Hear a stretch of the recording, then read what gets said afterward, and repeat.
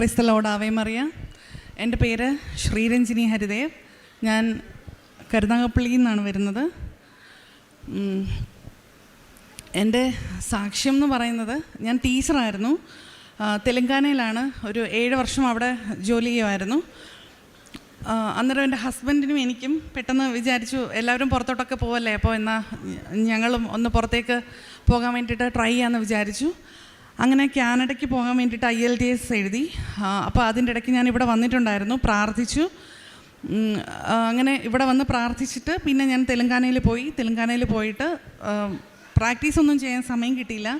കാരണം ഞാൻ ഹൈസ്കൂളിനായിരുന്നു പഠിപ്പിക്കുന്നത്. അപ്പോൾ ആ സമയത്ത് 10th എക്സാമും കാര്യങ്ങളൊക്കെ ആയിട്ട് കുറച്ച് അവർക്ക് നൈറ്റ് ക്ലാസ്സുകളും കാര്യങ്ങളൊക്കെ എടുക്കണമായിരുന്നു. അപ്പോൾ 9 മണി 9:30 ആവുമായിരുന്നു വീട്ടിൽ ചെല്ലാൻ.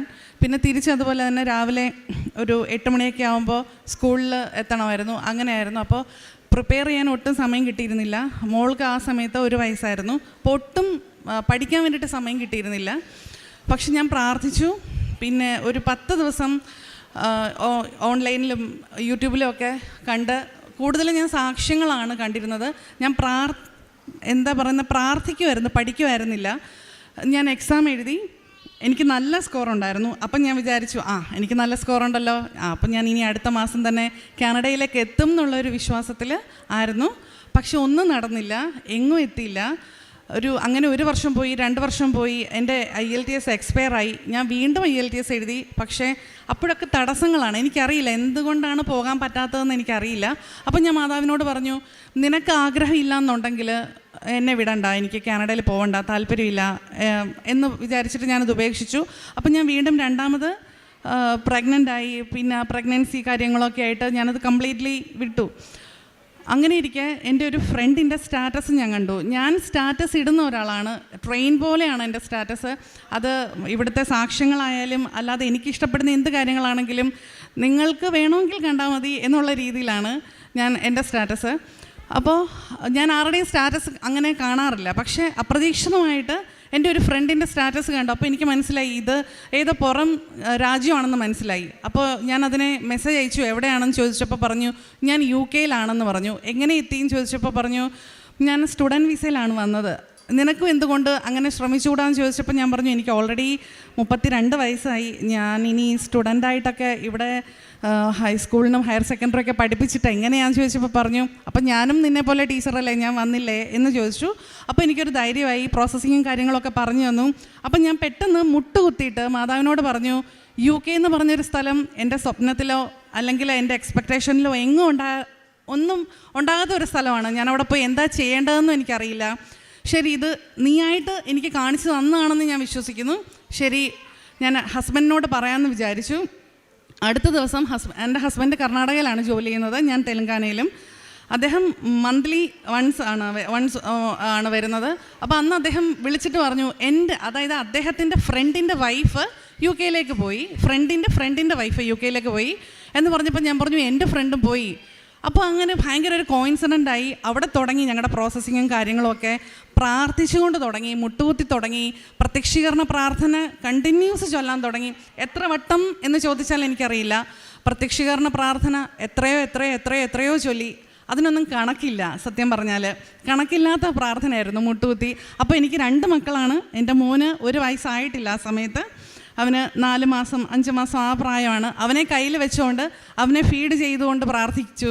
പിള്ളേരുടെ പേപ്പർ കറക്റ്റ് ചെയ്തുകൊണ്ട് പ്രാർത്ഥിച്ചു. എപ്പോഴും മുറിയിലൊക്കെ എനിക്ക് എവിടെയൊക്കെ വചനങ്ങൾ ഒട്ടിക്കാമോ അതെല്ലാം വചനങ്ങൾ ഒട്ടിച്ച്, കാണുന്നിടത്തെല്ലാം അടുക്കളയിലും എവിടെയാണെങ്കിലും ഞാൻ ഈവൻ എൻ്റെ സ്കൂളിൽ കബോർഡ് തുറക്കുമ്പോൾ എന്തെങ്കിലും ഒരു വചനം കാണാൻ വേണ്ടിയിട്ട് അവിടെ എല്ലാം വചനം ഒട്ടിച്ച് പ്രാർത്ഥിക്കാൻ തുടങ്ങി. അപ്പോൾ സ്കൂളിലെ ടീച്ചേഴ്സിനൊക്കെ ബ്രേക്ക് കിട്ടുന്ന സമയത്ത് ഞാൻ എവിടെയെങ്കിലും മാറിയിരുന്ന് പ്രാർത്ഥിക്കുമ്പോൾ അവർക്കൊക്കെ അത്ഭുതമായിരുന്നു, നീ എന്താ ചെയ്യുന്നത്? അപ്പോൾ ഞാൻ പ്രാർത്ഥിക്കുവാണെന്ന് പറഞ്ഞു. തെലങ്കാനയാണ്, അവിടെ എല്ലാം കൂടുതലും ഹിന്ദുസും മുസ്ലിംസുമാണ്. അപ്പോൾ ഇങ്ങനെ മുട്ടുകുത്തിയിരുന്ന് പ്രാർത്ഥിക്കുക, അവർക്ക് നമ്മളോട് ബഹുമാനമാണ്. പക്ഷേ അത് നമ്മൾ അത്രയ്ക്ക് പ്രോത്സാഹിപ്പിക്കാത്തൊരു ഇതാണ്. എന്നിട്ടും എനിക്ക് അവിടെ എല്ലാം മാതാവ് പ്രാർത്ഥിക്കാനുള്ള ഒരു സ്ഥലവും കാര്യങ്ങളും ഒരുക്കി തന്നു. ഞാൻ വീണ്ടും IELTS എഴുതി, വീണ്ടും നല്ല മാർക്കുണ്ടായിരുന്നു. എന്താ പറ്റിയെന്ന് വെച്ചാൽ എൻ്റെ ഹസ്ബൻഡിൻ്റെ ഫ്രണ്ടിൻ്റെ വൈഫ് പോയ ഏജൻസി വഴി കണക്റ്റായി, എല്ലാ കാര്യങ്ങളും സ്മൂത്തായി, എല്ലാ കാര്യങ്ങളും വളരെ പെട്ടെന്നായിരുന്നു, എല്ലാം പ്രാർത്ഥിച്ചിട്ടാണ്. അപ്പോൾ എനിക്ക് മാതാവ് ഇങ്ങനെ സ്വപ്നത്തിൽ വരും, ഞാനപ്പോൾ ഹസ്ബൻഡിനോട് പറയുമ്പോൾ ഇങ്ങനെ ആദ്യം ഇങ്ങനെ വിശ്വസിക്കത്തില്ല. നിനക്ക് തോന്നായിരിക്കും, നിൻ്റെ മനസ്സിൽ എപ്പോഴും ഇങ്ങനെ നീ ഇത് തന്നെ ചിന്തിച്ചുകൊണ്ട് നടക്കുന്നതുകൊണ്ട് നിനക്ക് മാതാവ് വരുന്നതായിട്ട് തോന്നായിരിക്കും. പക്ഷെ അല്ല, എനിക്ക് എൻ്റെ അടുത്ത് മാതാവ് വന്ന് എന്തൊക്കെയോ സംസാരിക്കും. അതൊക്കെ ഒരാഴ്ച കഴിയുമ്പോൾ 2 ആഴ്ച കഴിയുമ്പോൾ അത് അതുപോലെ തന്നെ നടക്കും. അങ്ങനെ എല്ലാം കഴിഞ്ഞു. അപ്പോൾ എൻ്റെ ആദ്യത്തെ നിയോഗം എന്ന് പറയുന്നത് 2021 ഡിസംബർ 25 ക്രിസ്മസ് എനിക്ക് UK ആഘോഷിക്കണം. എനിക്കവിടെ കാലുകുത്തണം. എങ്ങനെയാണെന്നൊന്നും എനിക്കറിയില്ല, പക്ഷേ എനിക്കവിടെ ക്രിസ്മസ് ആഘോഷിക്കണം. എനിക്കവിടെ മാസ് കൂടണം, അവിടുത്തെ പള്ളിയിൽ പോകണം. ഇംഗ്ലീഷ് മാസവും മലയാളം മാസവും എനിക്കറിയില്ല. അങ്ങനെ പ്രാർത്ഥിച്ചു. അത്ഭുതമെന്ന് അല്ല, അതിനപ്പുറം എന്തെങ്കിലും ഒരു വാക്കുണ്ടെങ്കിൽ പറയട്ടെ. എൻ്റെ ടിക്കറ്റും കാര്യങ്ങളും ഒക്കെ പറയുകയാണെങ്കിൽ ഡിസംബർ 24 എന്നുള്ള ഡേറ്റിനാണ് വന്നത്. ഞാൻ ഡേറ്റ് ഇട്ട് പ്രാർത്ഥിച്ചതാണ്.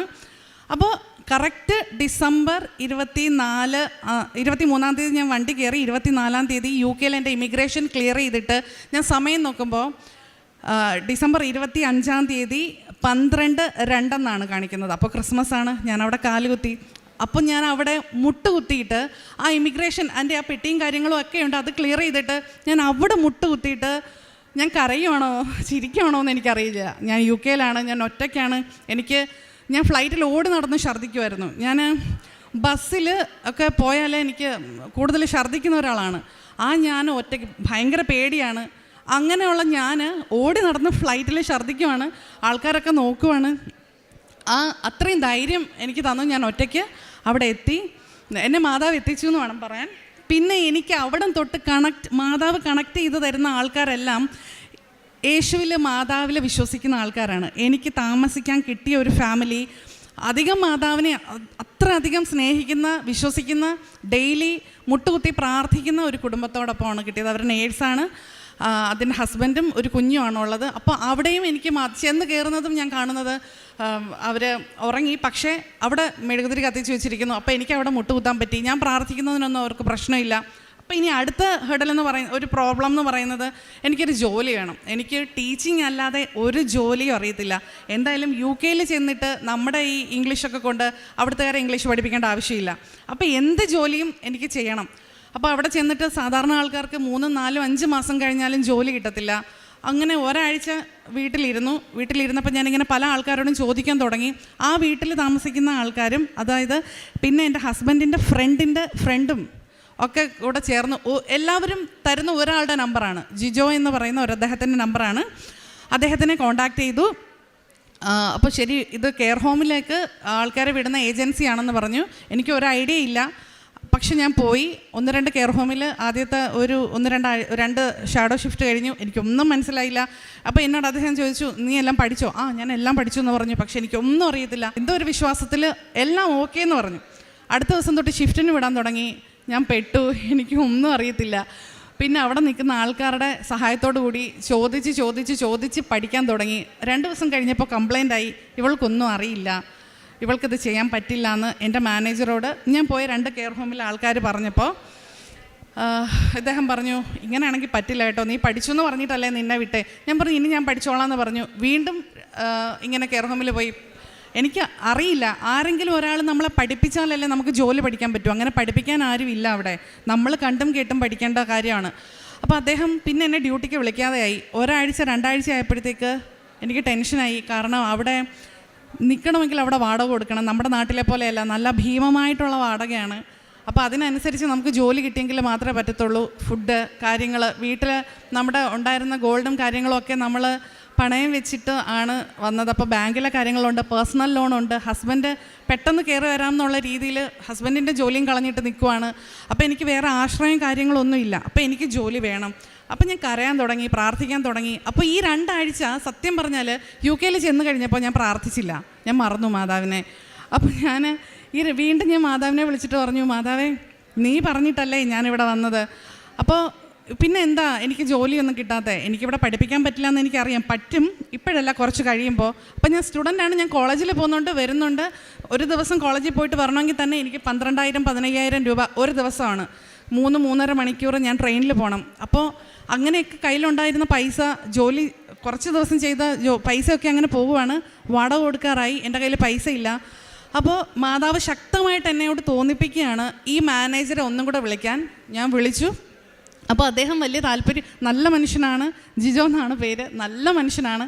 അപ്പോൾ അദ്ദേഹം പക്ഷേ ആദ്യം താല്പര്യമില്ലാതെ പറഞ്ഞു, ഡ്യൂട്ടി ഉണ്ട്, പക്ഷേ നിന്നെ എങ്ങനെയാണ് വിടുന്നേ, എല്ലായിടത്തും കംപ്ലൈൻ്റ് അല്ല, ഇപ്പം എന്താ ചെയ്യുന്നേ, പിന്നെ അത്യാവശ്യമാണെങ്കിൽ ദൂരെയാണ്, വളരെ ദൂരെയാണ്. അദ്ദേഹത്തിന് അറിയാം ഞാൻ ട്രാവൽ ചെയ്യില്ല, കാറിലിരിക്കുമ്പോൾ ഒക്കെ ഛർദ്ദിച്ചാണ് പോകുന്നത്. 2-3 കവറൊക്കെ ആയിട്ടാണ് UK ഞാൻ ജോലിക്ക് പോകുന്നത്. അതിൽ ഛർദ്ദിക്കും, എവിടെയെങ്കിലും കൊണ്ടുപോയി കളയും, എങ്ങനെയാണ്. അപ്പോൾ ഇദ്ദേഹത്തിനറിയാം ഞാൻ പോയില്ല, ഇത്രയും ദൂരെ ആയതുകൊണ്ടെന്ന് പറഞ്ഞു. അപ്പോൾ ഇദ്ദേഹം പറഞ്ഞു, ദൂരെയാണ്, നിനക്ക് തനിയെ പോകാമെങ്കിൽ പൊയ്ക്കോ, ഞാൻ ടാക്സി ഒന്നും വിടില്ല, സ്വന്തം കാശിൽ പോകണം, അത് ഹാഫ് ഡേ ആണെന്ന് പറഞ്ഞു. ഹാഫ് ഡേ എന്ന് പറഞ്ഞാൽ രാവിലെ 8 മണി തൊട്ട് ഉച്ചയ്ക്ക് 2 മണി വരെ. എൻ്റെ കയ്യിൽ കാശില്ല ടാക്സിക്ക് കൊടുക്കാൻ. പക്ഷെ ഞാൻ പറഞ്ഞു ഞാൻ പോകാമെന്ന് പറഞ്ഞു. പൈസ ഇല്ല, ഡ്രൈവർക്ക് എങ്ങനെ കാശ് കൊടുക്കുമെന്ന് എനിക്കറിയത്തില്ല, ഞാൻ പോകാമെന്ന് പറഞ്ഞു. മാതാവ് പറഞ്ഞു, നീ പോകുമെന്ന് പറയുന്നത് പോലെ എനിക്ക് ഫീൽ ചെയ്യുന്നത്. ഞാൻ പ്രാർത്ഥിച്ചു, പ്രത്യക്ഷീകരണ പ്രാർത്ഥന കുത്തി ചൊല്ലി ഫ്രഷായിട്ട് വന്നപ്പോഴത്തേക്ക് ടാക്സി വന്നു, ഞാൻ കയറി. അപ്പോൾ ഇദ്ദേഹം മലയാളിയാണ്, ഇദ്ദേഹവും ക്രിസ്ത്യാനിയാണ്. ഇവിടെ വന്ന കാര്യങ്ങളും മാതാവിനോടുള്ള പ്രാർത്ഥനയും കാര്യങ്ങളും അദ്ദേഹം പറയുന്നുണ്ട്. പോകുന്ന വഴിക്ക് മാതാവിൻ്റെ ഒരു ഗ്രോട്ടോ കണ്ടപ്പോൾ ഞാൻ പറഞ്ഞു എനിക്ക് അവിടെ ഇറങ്ങണം, എനിക്കവിടെ മുട്ട് കുത്തണമെന്ന് പറഞ്ഞപ്പോൾ അദ്ദേഹം പറഞ്ഞു, ഈ മുള്ളിലോ ഈ കല്ലിലോ നീ ഇവിടെയാണോ മുട്ട് കുത്താൻ പോകുന്നത്? ഞാൻ പറഞ്ഞു സാരമില്ല, എനിക്കവിടെ മുട്ട് കുത്തണം എന്ന് പറഞ്ഞു. ഞാനവിടെ മുട്ട് കുത്തി പോയി. കുറച്ച് ദൂരെ, നല്ല ദൂരമുണ്ട്, ഒരു 30-35 മിനിറ്റ് കാറിൽ പോയി. അവിടെ ഞാൻ ഡ്യൂട്ടി ചെയ്യുകയാണ്. എനിക്കറിയാം ഇവിടെ സംഭവിക്കാൻ പോകുന്നത് മറ്റുള്ള കെയർ ഹോമിലൊക്കെ സംഭവിച്ചതുപോലെ തന്നെയാണ്, ഞാൻ ഒന്നും ചെയ്യാൻ പോകുന്നില്ല, എനിക്കറിയാം. ഞാനവിടെ പോയി. പക്ഷേ എന്തോ എന്നെക്കൊണ്ട് ആരോ ചെയ്യിപ്പിക്കുന്നത് പോലെ ഞാൻ എന്തൊക്കെയോ ചെയ്തു. അവിടെയുള്ള ഇംഗ്ലീഷുകാരെ കാണിക്കാൻ വേണ്ടിയിട്ട് തന്നെ ഞാൻ ജോലി ചെയ്തു. ഭയങ്കര എനിക്കെല്ലാം അറിയാമെന്നുള്ള രീതിയിൽ ഞാൻ നിന്നു. ഹാഫ് ഡേ ആണ്. ഒരു 2-3 മണിക്കൂർ കഴിഞ്ഞപ്പോഴത്തേക്ക് അവിടെയുള്ള ആൾക്കാരൊക്കെ വന്നിട്ട് എന്നോട് സംസാരിക്കാൻ തുടങ്ങി, പരിചയപ്പെടാൻ തുടങ്ങി. എന്നിട്ട് അവിടുത്തെ ഡെപ്യൂട്ടി മാനേജർ എന്നോട് ചോദിച്ചു, ഹാഫ് ഡേ ആണ് വിളിച്ചത്, ബുദ്ധിമുട്ടാവില്ലെങ്കിൽ ലോങ് ഡേ നിൽക്കാവോ എന്ന് ചോദിച്ചു. അതായത് രാവിലെ 8 മണി തൊട്ട് രാത്രി 8 മണി വരെ. ഞാൻ വളരെ സന്തോഷത്തോടെ പറ്റും എന്ന് പറഞ്ഞു. അപ്പോൾ ടാക്സി ഉച്ചയ്ക്ക് വരും, അദ്ദേഹത്തിന് കാശ് കൊടുക്കണം, എൻ്റെ കാശില്ല. അദ്ദേഹത്തിന് ഞാൻ വിളിച്ചിട്ട് പറഞ്ഞു, ചേട്ടാ രാത്രി 8 മണി വരെയാണ് ഡ്യൂട്ടി, 8:15 ആകുമ്പോഴത്തേക്ക് വരാമോ, അപ്പോഴത്തേക്ക് ഞാൻ പൈസ തരാമെന്ന് പറഞ്ഞു. ഇവിടെ നമുക്ക് കെയർ ഹോമിൽ വീക്ക്ലിയാണ് ശമ്പളം, ആ ദിവസം കിട്ടില്ല. പക്ഷേ രാത്രി എങ്ങനെ പൈസ കൊടുക്കുമെന്ന് എനിക്കറിയില്ല. അദ്ദേഹം വരാമെന്ന് പറഞ്ഞു. ഒരു 6 മണിയായപ്പോൾ അവിടുത്തെ ഡെപ്യൂട്ടി മാനേജർ വീണ്ടും വന്നിട്ട് ചോദിച്ചു, നിനക്ക് നാളെയും കൂടി വരാൻ പറ്റുമോ, നിൻ്റെ ഏജൻസിയിൽ നിന്ന് വേറെ ആരും വേണ്ട, നീ തന്നെ മതി എന്ന് പറഞ്ഞു. അപ്പം ഞാൻ പറഞ്ഞു എനിക്ക് തിരിച്ചു പോകാൻ പറ്റത്തില്ല, എൻ്റെ അവസ്ഥ ഇതാണ് എന്ന് പറഞ്ഞു.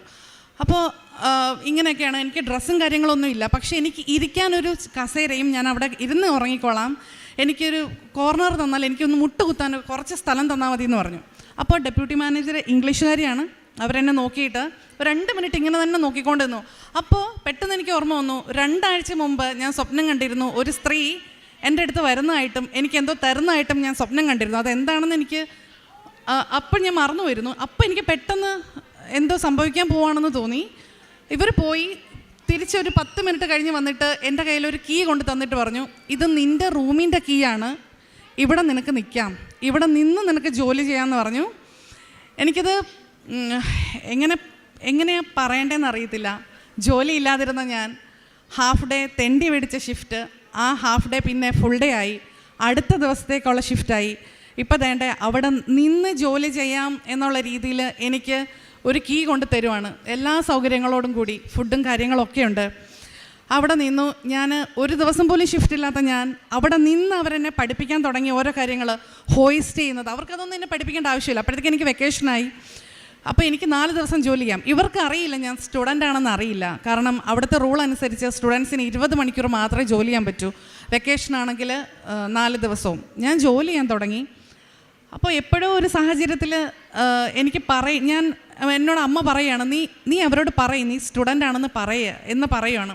അപ്പോൾ എൻ്റെ കെയർ ഹോമിലെ ആൾക്കാരൊക്കെ പറയുന്നുണ്ട്, നീ പറയരുത്, നീ സ്റ്റുഡൻ്റ് ആണെന്ന് പറയരുത്, കാരണം പറഞ്ഞു കഴിഞ്ഞാൽ പോലീസിൽ ഏൽപ്പിക്കും, നീ പോവും, പിടിയിലാവും, നിനക്ക് നാട്ടിൽ പോകേണ്ടി വരും എന്നൊക്കെ ഇവർ പറയുന്നുണ്ട്. പക്ഷേ എന്തോ ഞാൻ ഒരു ദിവസം രാത്രിയിൽ ഈ ഡെപ്യൂട്ടി മാനേജറെ ഡ്യൂട്ടി കഴിഞ്ഞിട്ട് പോകാൻ നേരത്തെ അവരുടെ കയ്യിൽ പിടിച്ചിട്ട് പറഞ്ഞു, എനിക്ക് നിങ്ങളോട് സംസാരിക്കണം. എന്താണെന്ന് ചോദിച്ചു. വന്നിരുന്നു. അപ്പം ഞാൻ പറഞ്ഞു ഞാൻ സ്റ്റുഡൻ്റ് ആണ് എന്ന് പറഞ്ഞപ്പോൾ ഇവരുടെ മുഖം മൊത്തത്തിൽ മാറി. നീ പറഞ്ഞില്ലല്ലോ. ഞാൻ പറഞ്ഞു ഞാൻ കള്ളം പറഞ്ഞതല്ല, എനിക്ക് വെക്കേഷനാണ്, അപ്പോൾ എനിക്ക് 4 ദിവസം ജോലി ചെയ്യാൻ പറ്റും. അപ്പം ഞാൻ 4 ദിവസം അല്ല ജോലി ചെയ്യുന്നത്, അതിൽ കൂടുതലും ഉള്ള ഷിഫ്റ്റല്ല എടുക്കാം. അങ്ങനെയാണ്, കാരണം എനിക്ക് ജോലി പഠിക്കണം, എനിക്കവിടെ നിൽക്കണം. അതിനിടയ്ക്ക് എൻ്റെ ഹസ്ബൻഡ് വന്നിട്ട് ഞങ്ങൾ വേറൊരു സ്ഥലത്തേക്ക് താമസമൊക്കെ മാറി. അതൊക്കെ പെട്ടെന്ന് ഇതിൻ്റെ ഇടയ്ക്ക് സംഭവിക്കുന്നുണ്ട്. അപ്പോൾ ശരിയെന്ന് പറഞ്ഞു. അപ്പോൾ എൻ്റെ അടുത്ത് മാതാവ് പറയാണ് ഈ ഉള്ളിലിരുന്ന്, നീ വിസ ചോദിക്കുക. അപ്പം ഞാൻ മാതാവിനോട് പറയാണ്, ഞാൻ സ്റ്റുഡൻ്റ് അല്ലേ, ഞാൻ എങ്ങനെയാണ് ഇവരോട് വിസ ചോദിക്കുന്നത്? ഞാൻ വന്നിട്ട് 3 മാസം പോലും ആയില്ല, ഞാൻ എങ്ങനെയാണ് ഇവരോട് വിസ ചോദിക്കുന്നത്? അപ്പോൾ മാതാവ് പറയണം, നീ ചോദിക്കുക. അപ്പോൾ ഇവർ ചോദിച്ചു, എന്തെങ്കിലും പറയാനുണ്ടോ? ഞാൻ പറഞ്ഞു, ഇവിടെ എനിക്ക് വിസ കിട്ടാൻ വല്ല വഴിയുണ്ടോ? അപ്പോൾ ഇവർ, ഒന്നാമത് സ്റ്റുഡൻറ്റ്, കള്ളം പറഞ്ഞിട്ട് ഇവിടെ കള്ളം പറഞ്ഞതല്ല, അവരോട് പറയാതെ ഇവിടെ ജോലി ചെയ്യുകയാണ്. എന്നിട്ടിപ്പോൾ അത് പറഞ്ഞിട്ട് ഇനി ഞാൻ വിസയും കൂടി തരണം എന്ന് പറഞ്ഞാൽ, അപ്പോൾ അവർ പറഞ്ഞു, എനിക്കൊന്നും ചെയ്യാൻ പറ്റില്ല, നാളെ മാനേജർ വരുമ്പോൾ ഞാൻ സംസാരിക്കാമെന്ന് പറഞ്ഞു. മാനേജർ വന്നു, ഇവർ സംസാരിച്ചു. അപ്പോൾ ഞാൻ ഇവരുടെ പുറത്ത് നടക്കുകയാണ്, എന്തായി. അപ്പോൾ വൈകുന്നേരം ആയപ്പോൾ മാനേജർ എന്നെ കണ്ടിട്ട് പറഞ്ഞു, പറ്റില്ല, കാരണം ഓൾറെഡി 45 പേര് വെയിറ്റിംഗ് ലിസ്റ്റിലാണ്, അതുകൊണ്ട് നിനക്ക് പറ്റില്ല എന്ന് പറഞ്ഞു. പിന്നെ നീ സ്റ്റുഡൻ്റ് അല്ലേ എന്ന് പറഞ്ഞു. അപ്പം ഞാൻ മാതാവിനോട് തിരിഞ്ഞ് നിന്നിട്ട് ഓക്കെ എന്ന് പറഞ്ഞിട്ട് ഞാൻ തിരിച്ച് നിന്നിട്ട് പറഞ്ഞു, സംസാരിക്കുകയാണ് മാതാവിനോട്, നീ പറഞ്ഞിട്ടല്ലേ ഞാൻ അവരോട് വിസ ചോദിച്ചത്, ഞാൻ വിസ ആഗ്രഹിച്ചിട്ടില്ല, ഞാൻ ജസ്റ്റ് കഴിഞ്ഞു പോകാൻ വേണ്ടിയിട്ടുള്ള ഒരു ജോലി മാത്രമേ ആഗ്രഹിച്ചുള്ളൂ, എൻ്റെ കോഴ്സ് കഴിഞ്ഞിട്ട് എനിക്ക് ഏതെങ്കിലും സ്കൂളിൽ കയറണം എന്നാണ് വിചാരിച്ചത്, നീ പറഞ്ഞിട്ടല്ലേ ഞാൻ ഈ വിസ ചോദിച്ചേ എന്ന് പറഞ്ഞു. ഞാനങ്ങ് പോയി. അപ്പോൾ ഡെപ്യൂട്ടി മാനേജർ തിരിച്ച് വന്നിട്ട് പറഞ്ഞു, അയാൾ അങ്ങനെയൊക്കെ പറയും, പക്ഷേ എനിക്ക് നിന്നെ വേണം, ഞാൻ അതുകൊണ്ട് നിനക്ക് വേണ്ടിയിട്ട് മെയിൽ അയക്കാൻ പോവാണെന്ന്. അപ്പോൾ എനിക്കത് വിശ്വസിക്കാൻ പറ്റിയില്ല. ഒന്നും അല്ലാത്ത എന്നെ, വെറും പൂജ്യമായിട്ടുള്ള എന്നെ വേറെ ആർക്കൊക്കെയോ വേണം എന്ന് പറഞ്ഞിട്ട് എനിക്ക് വേണ്ടിയിട്ട് ഇവർ റെക്കമെൻഡ് ചെയ്യാൻ പോവാണെന്ന്. അത് മാതാവ് എനിക്ക് വേണ്ടിയിട്ട് റെക്കമെൻഡ് ചെയ്യിപ്പിക്കുന്ന പോലെ അങ്ങനെ ഇവർ മെയിൽ അയക്കാൻ തുടങ്ങി. പക്ഷേ മാനേജറും എനിക്ക് വേണ്ടിയിട്ട് മെയിൽ അയക്കാൻ തുടങ്ങി. 1 മാസം കഴിഞ്ഞപ്പോൾ മാനേജർ വിളിച്ചിട്ട് പറഞ്ഞു, നിന്നെ അറസ്റ്റ് ചെയ്യാൻ ഇപ്പോൾ പോലീസ് വരികയാണെന്ന്. ഞാൻ പേടിച്ചു. ഞാൻ എന്താ തെറ്റ് ചെയ്തതെന്ന് ചോദിച്ചപ്പോൾ പറഞ്ഞു, വെറുതെ പറഞ്ഞാണ്, നിൻ്റെ വിസ അപ്രൂവ് ആയിട്ടുണ്ട്, നിനക്ക് വിസ തരാൻ ഇവിടെ ഉള്ള ഞങ്ങളുടെ ഉന്നത ഉദ്യോഗസ്ഥർ റെഡിയാണ്, എങ്ങനെ സംഭവിച്ചു എന്നറിയില്ല, പക്ഷേ അവർ ഓക്കെ പറഞ്ഞു എന്ന് പറഞ്ഞു. എനിക്ക് വിശ്വസിക്കാൻ പറ്റിയില്ല.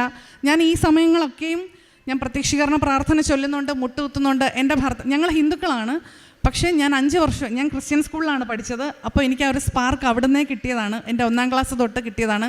ഞാൻ പള്ളിയിൽ പോകും, മുട്ടുകുത്തും. അപ്പോൾ എൻ്റെ ഹസ്ബൻഡിനും എൻ്റെ അച്ഛനും അമ്മയ്ക്കും ഒന്നും ഒരു പ്രശ്നമില്ല. കല്യാണം കഴിച്ചതിന് ശേഷം ഞാൻ ഈ മെഴുകുതിരിയും പ്രാർത്ഥനയൊക്കെ ആയിട്ടിരിക്കുമ്പോൾ ഹസ്ബൻഡിനെ വിളിച്ചിട്ട്, ഹസ്ബൻഡിനെ ഇഷ്ടമാണ് പ്രാർത്ഥിക്കാൻ, ഞങ്ങൾ 2 പേരും കൂടിയാണ് പ്രാർത്ഥിക്കുന്നത്.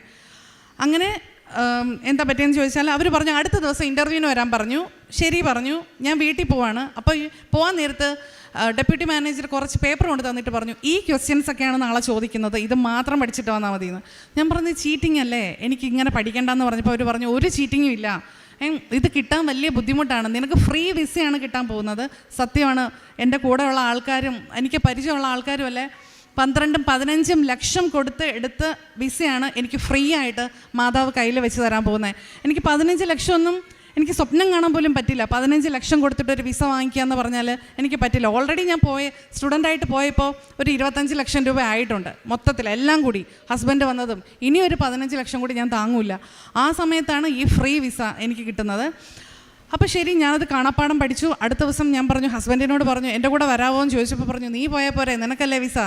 ഞാൻ പറഞ്ഞു, പറ്റില്ല, നീയും കൂടി വാന്ന് പറഞ്ഞു. അങ്ങനെ ഞങ്ങൾ 2 പേരും കൂടി പോയപ്പോൾ എനിക്കറിയാം ഈ ചോദ്യങ്ങളൊക്കെയാണ് എന്നോട് ചോദിക്കാൻ പോകുന്നത്. ഓക്കെ, ഞാൻ കോൺഫിഡൻ്റ് ആണ്. ഞാൻ അകത്തോട്ട് പോയി, ഹരി പുറത്തിരിക്കുവാണ്. അപ്പോൾ എന്നോട് അവർ ആദ്യം ചോദിച്ചത്, നീ ഫുഡ് കഴിച്ചോ? ഞാൻ പറഞ്ഞു, കഴിച്ചു. നിനക്ക് ഈ ജോലി ചെയ്യാൻ ഇഷ്ടമാണോ? ഇഷ്ടമാണ്. നിനക്ക് ഈ ജോലിയെ പറ്റിയിട്ട് എന്താ അഭിപ്രായം? നീ ടീച്ചറല്ലേ, ഇതെങ്ങനെയുണ്ട്? ഞാൻ പറഞ്ഞു, ഇതൊരു ന്യൂ എക്സ്പീരിയൻസ് ആണ്, ഇത് എനിക്ക് എൻ്റെ അപ്പനെയും അമ്മയും നോക്കാൻ കിട്ടുന്ന ഒരു സാഹചര്യം പോലെയാണ്, എനിക്ക് അത്ര ഇഷ്ടമാണ് ഇവിടെ ഉള്ള ആൾക്കാരെ എന്ന് പറഞ്ഞപ്പം അദ്ദേഹം പറഞ്ഞു, ഇവിടെ ഉള്ള ആൾക്കാർക്കും നിന്നെ ഇഷ്ടമാണ്, അതുകൊണ്ടാണ് ഞങ്ങൾ നിന്നെ എടുക്കുന്നതെന്ന് പറഞ്ഞു. നീ ഒരു ക്വസ്റ്റ്യൻ പോലും എന്നോട് ചോദിച്ചില്ല, നീ സെലക്റ്റഡ് ആണെന്ന് പറഞ്ഞു. എന്നിട്ട് എന്നോട് ചോദിച്ചു, പുറത്തിരിക്കുന്ന ആരാ? ഞാൻ പറഞ്ഞു, ഞാൻ ഹസ്ബൻഡാണെന്ന് പറഞ്ഞു. അദ്ദേഹം പുറത്ത് വന്ന് നോക്കി, ഹരി അകത്തേക്ക് വിളിച്ചു. എന്നിട്ട് എന്താ പേര്, എന്താ ചെയ്യുന്നത്? അപ്പോൾ ഹരി പറഞ്ഞു, ഞാൻ ബാങ്കിലാണ് ജോലി ചെയ്തിരുന്നത്, ഇവിടെ എന്താ ചെയ്യുന്നതെന്ന് ചോദിച്ചപ്പോൾ പറഞ്ഞു, ഇവിടെ ഇപ്പോൾ ഒന്നും ചെയ്യുന്നില്ല, ഒരു പെട്രോൾ ഷെല്ലിൽ പോകുന്നു എന്ന് പറഞ്ഞു. അപ്പോൾ അദ്ദേഹം ചോദിക്കുവാണ്, വെറുതെ എൻ്റെ കൂടെ ഇൻ്റർവ്യൂ ജസ്റ്റ് എനിക്ക് കൂടെ വന്ന് എൻ്റെ ഹസ്ബൻഡിനോട് ചോദിക്കുവാണ്, നിനക്കും കൂടി ഈ ജോലി തരട്ടെ എന്ന്. അപ്പോൾ വീണ്ടും ഒരു വർക്ക് വിസ ചോദിച്ച എനിക്ക് വീണ്ടും 2ാമത്തെ വർക്ക് വിസ. അപ്പോൾ ഹസ്ബൻഡ് പറഞ്ഞു, വലിയ താല്പര്യമില്ലാത്ത പോലെ ഇരുന്നപ്പോൾ ഞാനിങ്ങനെ തലയാട്ടി, അപ്പോൾ 2 പേർക്ക് വർക്ക് വിസ കിട്ടില്ലേ, അപ്പോൾ അത്രയും പൈസ കിട്ടില്ലേ എന്ന് വിചാരിച്ചപ്പോൾ അദ്ദേഹം മാനേജർ പറഞ്ഞു, നിന്നോടല്ല ഇവനോടാണ് ചോദിച്ചതെന്ന് പറഞ്ഞു. അപ്പോൾ ഹരി പറഞ്ഞു, എനിക്ക് ഇഷ്ടമാണെന്ന്. അങ്ങനെ വിസ കിട്ടി. അപ്പം ഞാൻ പറഞ്ഞു ആർക്കെങ്കിലും ഒരാൾക്ക് വർക്ക് വിസ മതി, അപ്പോൾ ഒരാൾക്ക് ഡിപ്പെൻഡൻ്റ് ആവാം. അപ്പോൾ എൻ്റെ അത്യാഗ്രഹം ഹരിക്ക് വർക്ക് വിസ കിട്ടിയിട്ട് ഞാൻ വീണ്ടും പഠിക്കാം, ഞാൻ ടീച്ചറാവാം. അപ്പം പറഞ്ഞു നിനക്ക് വർക്ക് വിസ കിട്ടാൻ വേണ്ടിയിട്ടാണ്, നീ ഇവിടുന്ന് പോകാതിരിക്കാൻ വേണ്ടിയിട്ടാണ് നിൻ്റെ ഭർത്താവിന് ഞങ്ങൾ വർക്ക് വിസ കൊടുക്കുന്നത്. അങ്ങനെ ഞങ്ങൾ രണ്ടുപേരും വർക്ക് വിസയ്ക്ക് അപ്ലൈ ചെയ്തു. കൂടെയുള്ള ഒരു സുഹൃത്ത് ഒരു 12 ലക്ഷം കൊടുത്ത് വിസ എടുത്തു. അവൾക്ക് 2 ആഴ്ചയ്ക്കുള്ളിൽ വിസ കിട്ടിയെന്ന് പറഞ്ഞപ്പോൾ അപ്പോൾ എൻ്റെ ഹസ്ബൻഡ് പറഞ്ഞു അവർക്ക് 2 ആഴ്ചയ്ക്കുള്ളിൽ കിട്ടിയില്ലേ, നമുക്കും പെട്ടെന്ന് കിട്ടും എന്ന് പറഞ്ഞിട്ട് വിസയ്ക്ക് അപ്ലൈ ചെയ്തു. അപ്പം ഞാൻ കോളേജിൽ പോകുന്നത് സ്റ്റോപ്പ് ചെയ്തു. കാരണം വിസയ്ക്ക് അപ്ലൈ ചെയ്തു, 2 ആഴ്ചയ്ക്കുള്ളിൽ വിസ വരും. 1 മാസം കഴിഞ്ഞു, 2 മാസം കഴിഞ്ഞു, 3 മാസം കഴിഞ്ഞു, 4 മാസം കഴിഞ്ഞു, വരുന്നില്ല, വിസ വരുന്നില്ല. ഭയങ്കര തടസ്സം. ഞാൻ പ്രാർത്ഥിക്കുന്നതിൽ എവിടെയോ ഞാനൊന്ന് ഡൗൺ ആയി എന്ന് എനിക്ക് മനസ്സിലായി. വചനങ്ങളൊക്കെ എഴുതി ഒട്ടിക്കുമായിരുന്നു. അതൊന്നും ഞാൻ ജസ്റ്റ് ഇങ്ങനെ സമയമില്ല, അതാണ് മെയിൻ. രാവിലെ 8 മണി തൊട്ട് രാത്രി 8 മണി വരെ ക്ഷീണം വന്നിട്ട് കുളിക്കും, ജസ്റ്റ് എന്തെങ്കിലും ഉണ്ടാക്കും, പ്രാർത്ഥിക്കും, കിടക്കും, അത്രയേ ഉള്ളൂ. എനിക്ക് ബൈബിൾ വായിക്കുന്നതൊക്കെ ഞാൻ ആ സമയത്ത് ഞാൻ നിർത്തി. അപ്പോഴത്തേക്ക് വരുന്നില്ല, 4 മാസം ആയപ്പോഴത്തേക്ക് വരുന്നില്ല.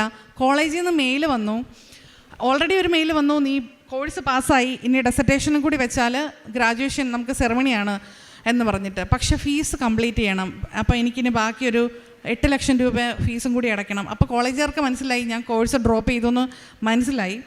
അപ്പോൾ എനിക്ക് മെയിൽ വന്നു. ലാസ്റ്റ് മെയിൽ വന്നത് ഇങ്ങനെയാണ്, ഞാൻ അവിടെ IELTS എഴുതി, അതും നല്ല സ്കോർ ഉണ്ടായിരുന്നു.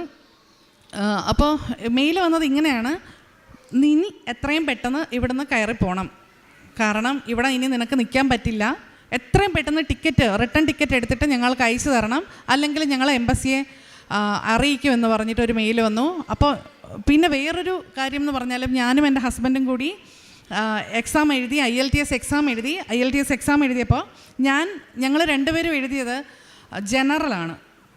അപ്പോൾ ഹരിക്ക് വിസ വേണ്ടാത്തത് കൊണ്ട് ഹരി പറഞ്ഞു ഞാൻ തനിയെ വയ്ക്കാം, നീ ഒരു സോളിസിറ്ററെ വെച്ചിട്ട് ചെയ്യാൻ പറഞ്ഞു. അപ്പോൾ വക്കീൽ വഴി ചെയ്തപ്പോൾ അദ്ദേഹം പറഞ്ഞു ഈ IELTS അല്ല എഴുതേണ്ടത്, നീ എഴുതിയ IELTS മാറിപ്പോയി, വീണ്ടും IELTS എഴുതാൻ പറഞ്ഞു. ഞാൻ അങ്ങനെ അക്കാഡമിക് എഴുതി. അപ്പോൾ ഹരി എഴുതിയില്ല. ഹരി എഴുതാത്തത് കാരണം വിസ വേണ്ട, ഇത് തനിയെ റിജക്റ്റ് ആവുമെന്ന് വിചാരിച്ചിട്ട് ഹരി എഴുതിയില്ല. പക്ഷേ ഈ മാനേജറെ തൃപ്തിപ്പെടുത്താൻ വേണ്ടിയിട്ട് തനിയെ വിസ വെച്ചു, ഞാനും വിസയ്ക്ക് വെച്ചു. ഞങ്ങൾ രണ്ടുപേരും വെയിറ്റ് ചെയ്യണം. അപ്പോൾ അതിന് ഒരാഴ്ച മുമ്പ് ഹരിയുടെ എംബസിയിൽ നിന്ന് മെയിൽ വരുവാണ്, ഹരിയുടെ വിസ എഴുതിയ എക്സാം മാറിപ്പോയി, ഇതല്ല 10 ദിവസത്തിനുള്ളിൽ പുതിയ IELTS എഴുതിയിട്ട് വെച്ചില്ല എന്നുണ്ടെങ്കിൽ ഹരിയുടെ വിസ കിട്ടില്ല എന്ന് പറഞ്ഞിട്ടൊരു മെയിൽ വന്നു.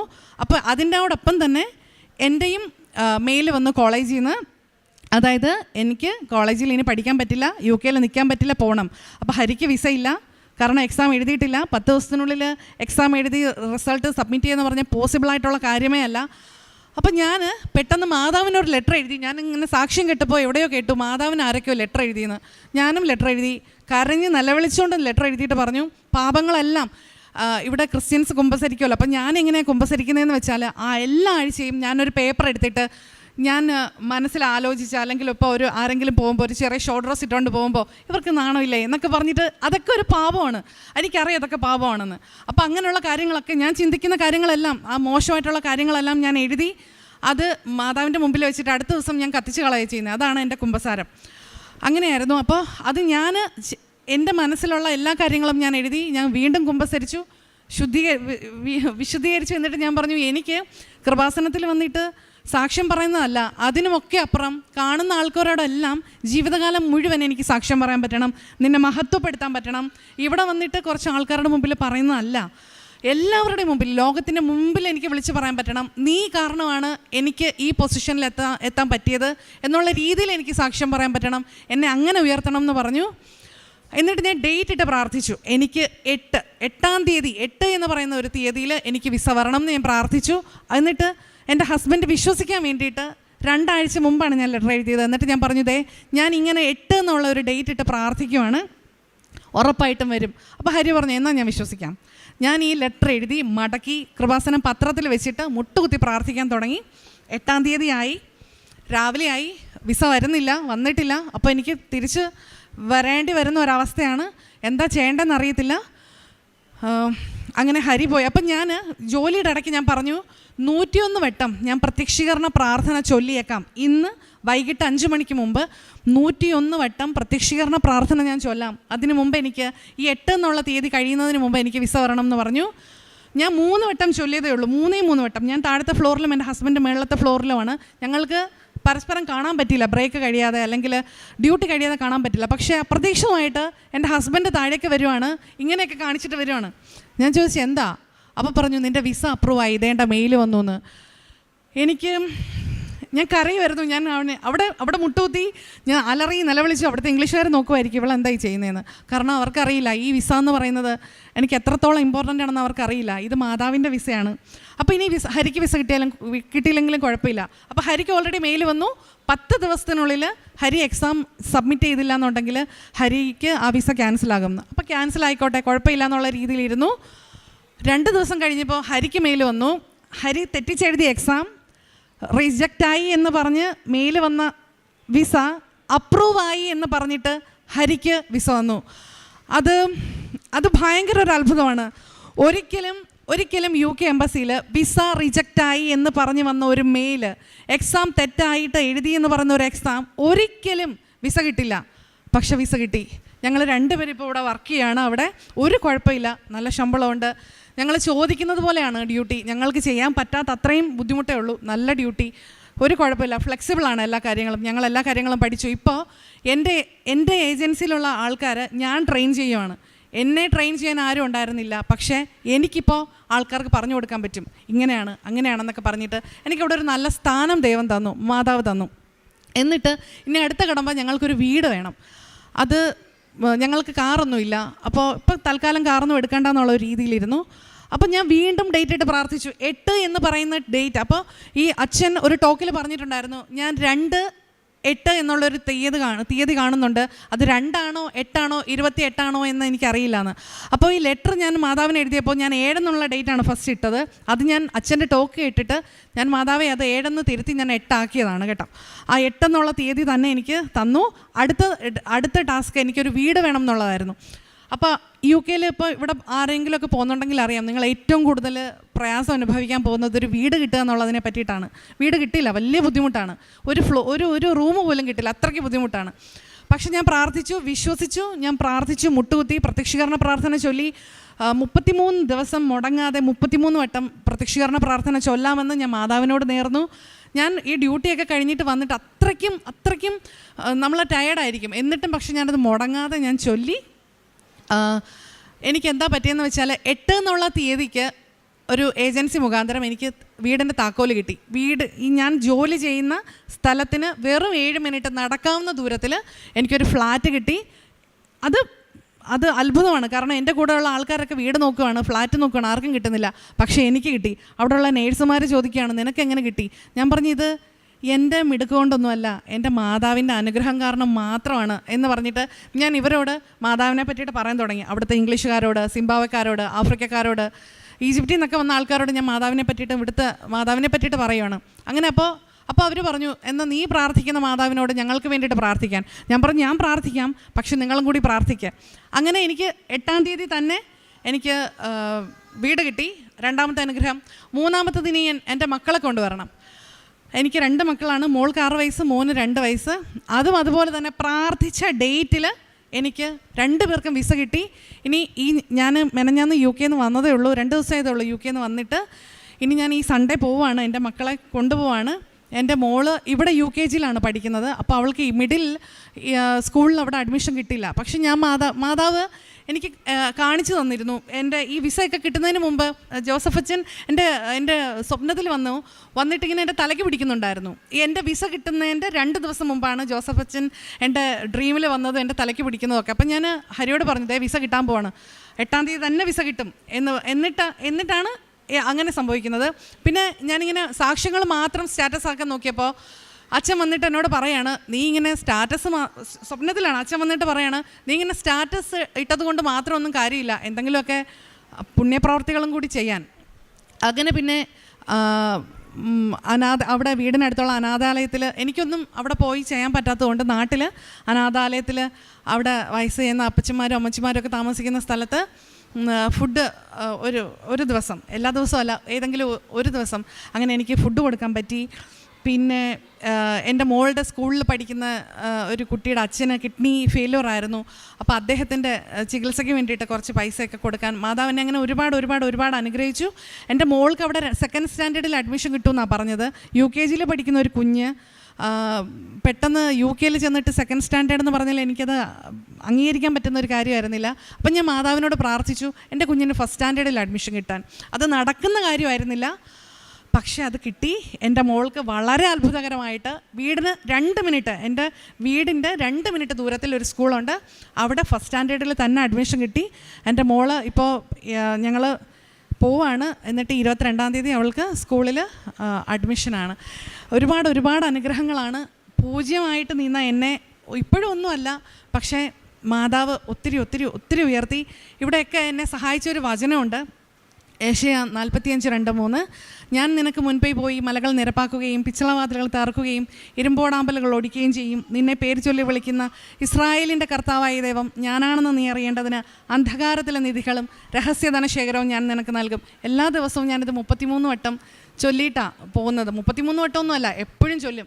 ഈ ഒരു വചനത്തിൻ്റെ ശക്തി. പിന്നെ സങ്കീർത്തനങ്ങൾ 91, പിന്നെ മത്തായി, അങ്ങനെ എല്ലാം. ബൈബിള് എന്ന് പറയുന്നത്, ഞാൻ ജോലി ചെയ്യുമ്പോൾ എൻ്റെ ബാഗിൽ ചോറുപെട്ടിയല്ല, ബൈബിളാണ് കൂടെ ഉള്ളത്. അത് ഓക്കെ.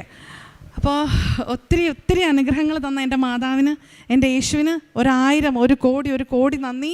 എത്ര നന്ദി പറഞ്ഞാലും മതിയാവില്ല. Praise the lord. Ave Maria. അവൻ്റെ നാമത്തിൽ വിശ്വസിക്കുന്നവർക്കെല്ലാം കൃപയ്ക്കുമേൽ കൃപ.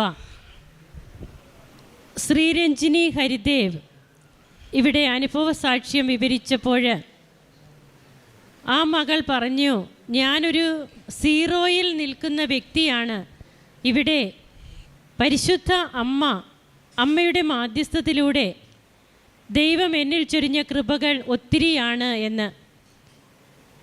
തൻ്റെ വിസയ്ക്ക് വേണ്ടിയിട്ട്, അതുപോലെ UK-യിൽ പോകണം എന്നുള്ള ഒരു ലക്ഷ്യത്തിന് വേണ്ടിയിട്ടൊക്കെ ഈ മകളുടെ കൂടെ എങ്ങനെയാണ് ദൈവം പ്രവർത്തിച്ചത്, ഏതൊക്കെ വഴികളാണ് ഈ മകൾക്ക് മുൻപിൽ തുറന്നിട്ടത്. അതായത് ശ്രീരഞ്ജിനി എന്ന് പറയുന്ന മകൾ ജ്ഞാനസ്നാനത്തിലൂടെ ക്രിസ്തീയ വിശ്വാസത്തിലേക്ക് വന്ന മകളല്ല.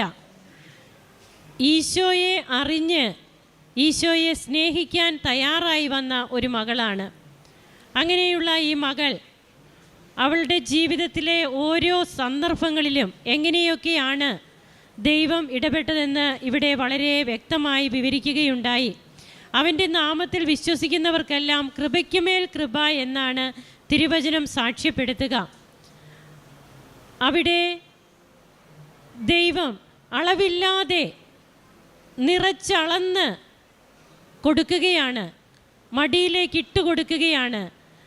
ഒരു സ്റ്റുഡൻറ്റ് വിസയ്ക്ക് വേണ്ടി സ്റ്റുഡൻറ്റ് വിസയിൽ പോയ ആൾക്ക് വർക്കിംഗ് വിസ, അതും ഒരിക്കലും ചിന്തിക്കാത്ത രീതികളിലെല്ലാം കൊടുക്കുകയാണ്. ഡേറ്റ് ഇട്ട് പ്രാർത്ഥിക്കുമ്പോൾ ആ ഡേറ്റിനനുസരിച്ച് പരിശുദ്ധ അമ്മയുടെ സാന്നിധ്യം ഈ മകൾക്ക് മനസ്സിലാവുകയാണ്. ഈ മകൾ ഓൺലൈൻ ഉടമ്പടി ചെയ്ത് ജീവിതത്തിൽ എന്താണ് ഈ മകൾ ചെയ്തത്? അതായത് തിരുവചനം ആഴമായി വായിക്കുന്നതിനും ധ്യാനിക്കുന്നതിനും ഈ മകൾ സമയം കണ്ടെത്തി.